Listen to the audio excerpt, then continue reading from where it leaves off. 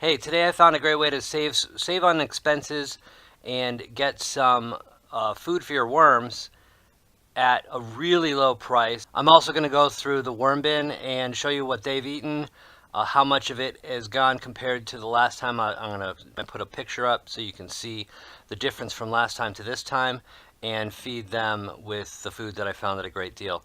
So stay tuned and let's go through that now. Okay, so let's go through the food first. This is what I found at a place called Stop and Shop. If it's you don't have a Stop and Shop in your area, basically just go through whatever grocery store you have. These are some old avocados, and as you can see, they weren't this smushy when I bought them, but these are real smushy. It's been about a week since I bought them, a little bit longer. I've been saving them to show you on this video. This costs 80 cents. For 4 avocados, 49 cents a pound. There's 1.635 pounds of avocados here. I know that these do well in worm bins, so I picked these up. Bananas, everybody knows what a banana is. Here's a set of 5 bananas, 48 cents, 29 cents a pound. So that's another great thing. Make sure I get that in frame. 48 cents for 5 bananas. Now these are already on their way out. I could have eaten them, but I'm saving these. The bananas themselves are going to go into the worm bin. The peels are going to be saved. I'm going to bake them, and you're going to end up with dried banana peels. Then these will go over into my blender and blend that into a powder so I can start to build up my potassium supply for planting in the garden. And then, of course, tomatoes. Everybody knows what tomatoes are, but you can see these are starting to go bad. Like I said, these are a little older than when I bought them. They didn't sell them this way. But even if they did, for 50 cents, that's a great deal when you're looking for a cheap way to feed your worms. So, just in summary here, you want a cheap way to feed your worms without going and breaking the bank. This is an excellent idea. Stop and Shop specifically has racks of, usually it's either 1 or 2 full racks of old vegetables and old fruits, and you can use that to feed your worms. So with that, let's get over and check out the worms. So it's been at least 2 weeks since I fed these worms.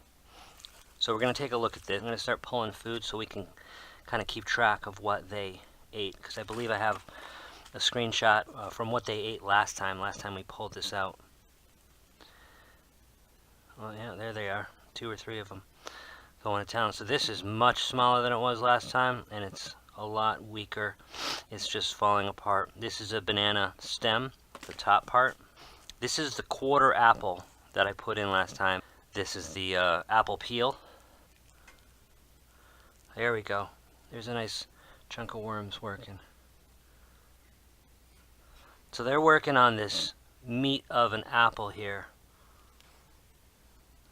Now these worms below, a lot of them like to sit right below where they're fed, and they just basically feed on the drippings that fall down, or that drip down. And this is just cardboard, some paper. Not a lot of worms going on over on this side. There's a few, a couple here, a couple there. I'm going to check the moisture content like I did last time. I just don't want to squeeze any worms. I'm going to take a handful like I did last time. You're not going to be able to see it, but I'm going to tell you. 1, 2, 3, yeah. Holds together just like my last video. You can check that out. And it just falls apart. I'm barely touching it. So that's great. Now it's very dry over here, so I'm just going to dig in here and see what I can see. Same amount of worms basically on the edges because I fed them right down the middle. Nice. It's wet. Moist down here, but not dripping like the very first time I set this up. I had a little too much moisture in it. But the cocoa core, to be fair, had a little too much moisture in it initially. So I'm going to do the same thing over here. Bury this up.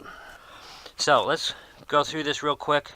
We have apple, quarter of an apple, quarter of an apple. You see much smaller than that one. Quarter of an apple. This is basically just skin, because that's just a tiny bit of pulp that's coated in cocoa core. So this is staying the same. I don't know if this is really gonna go away. another quarter of an apple, which is basically skin, little pulp. And that's pretty much it. There's not much in here. We're gonna put all the old food right down in this corner. And take a nice avocado here. Another reason why I didn't open them, because I didn't want them to attract bugs. So you can see this is pretty rotten in here. I am gonna also include the pit, because they do eventually work on that. And I'm gonna do one more. Alright, so I'll leave the old stuff there, and put the new stuff right in here. I'll just pack them right in. Put the pits together, and do like that. And then I'm just gonna cover it up. So that's how I feed them. I'm gonna track how they're doing on being fed on this side, and we'll see how they're doing in another week or two.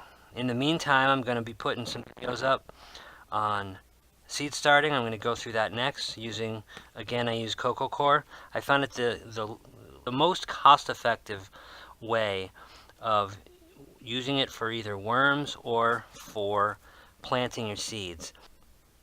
So that's how I feed the worms. This is going to be enough food for the next feeding, which is going to be no sooner than a couple of weeks. So there's another that's a month's worth of food between what I fed them today and this.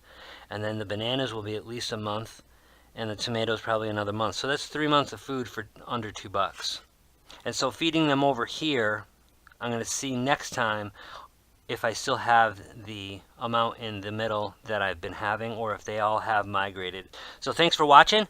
Subscribe for more. I'll be doing this continuously throughout the year. I'll see you in the next one. Next video, I'm going to show you how to plant your vegetables indoors using a grow light station, which I think I showed in the last one. And I'm going to show you how I plant using the cocoa coir, some vermiculite, and what I do with that.